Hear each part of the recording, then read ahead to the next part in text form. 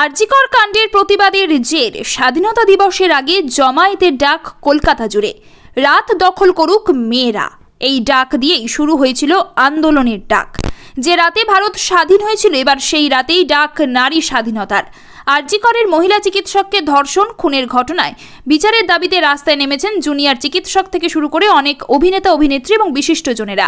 তবে এবার 14ই আগস্ট রাত 12টার আগে শহর থেকে জেলায় ডাক দেওয়া হয়েছে মেয়েদের জমায়েতের।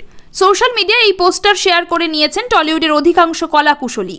প্রথমে ঠিক হয়েছিল 14 তারিখ রাত 11:45 থেকে শুরু হবে জমায়েত কলকাতার 3টি জায়গায়, যাদবপুর, একাডেমি ও কলেজ স্ট্রিটে। তবে কার্যত দাবানলের মতো ছড়িয়ে পড়ে এই ডাক। সোশ্যাল মিডিয়ায় এই পোস্টার শেয়ার করে নিয়েছেন স্বস্তিকা মুখোপাধ্যায় থেকে শুরু করে মধুমিতা সরকার, সোহিনী সরকার, রীতাভরি চক্রবর্তীর মতো একাধিক নায়ক নায়িকারা।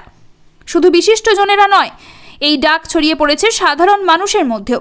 যারা কলকাতায় আসতে পারবেন না, আঞ্চলিকভাবে জমায়েতের পরিকল্পনা করা হয়েছে। সোশ্যাল মিডিয়ায় পোস্ট করে স্বস্তিকা জানিয়েছেন 13ই আগস্ট অর্থাৎ আজ মানিকতলা থেকে মিছিল করে যাওয়া হবে আরজিকর পর্যন্ত। এরপরে 14ই আগস্ট ডানলপ, বনগাঁ, অশোকনগর, ইংলিশ বাজার, মালদা, বারাসাত স্টেশন, হাবড়া, আরামবাগ, রায়গঞ্জ ও এরকম অন্যান্য একাধিক জায়গায়।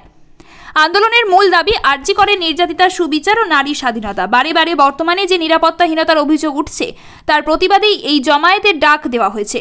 সোশ্যাল মিডিয়ায় যথেষ্ট তোলপাড় ফেলেছে এই ডাক। বর্তমান সমাজে দাঁড়িয়েও অনেকে মনে করেন একা মেয়েরা রাতের রাস্তায় বেরোতে পারে না। সেই রাত্রে মেয়েদের ভয় পাওয়া আশঙ্কা যে এখনও 100% রয়েছে, সেটাই যেন চোখে আঙুল দিয়ে দেখিয়ে দিল আরজিকর মেডিকেল কলেজ।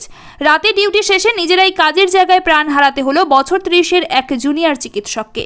এখন সেই চিকিৎসকের খুনের সুবিচারের আশাতেই তোলপাড় শহর, রাস্তায় নেমেছে মানুষ। কিন্তু এখনও প্রত্যেকের মনের কোণে জ্বলজ্বল করছে একটা প্রশ্নচিহ্ন, আদৌ সুবিচার পাবে তো মেয়েটা?